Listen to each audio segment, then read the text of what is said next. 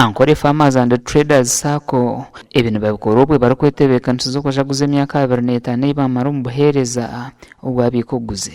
bakwatireho Rugarama Health Center ya Kashatu ero kushangwa muri Chempe no mwishaza rya Rushenye district ya Ntungamo barako bahe kitanda cyo kujanjabiraho abarwire akoma ko kupima pressure na mizani yo kupima abana bazarwa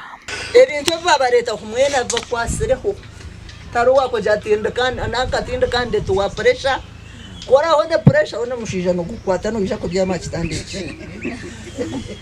ona torabara kutweka omakaza kija kuzahona bakamupulisa kandi tubaragana santu zaguma tu kora cyona kubasika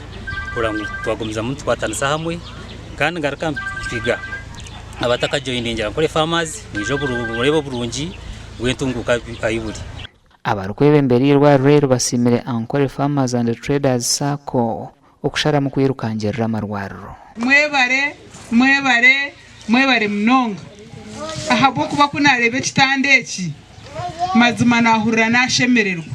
nintekateka mu bitanda bitu abatwine oyihireho nabwo ona tuyeshine ini charge it is the first of its kind in our health center today. Tuina masikongo yizire kutuyamba kandi tuyeraganisa kubirebera je kubikumaje bukayambana na generations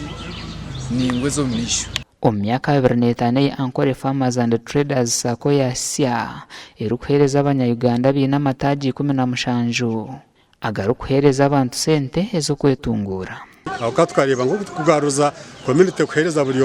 buri omwe individual twasa kumara twashara mu gutereze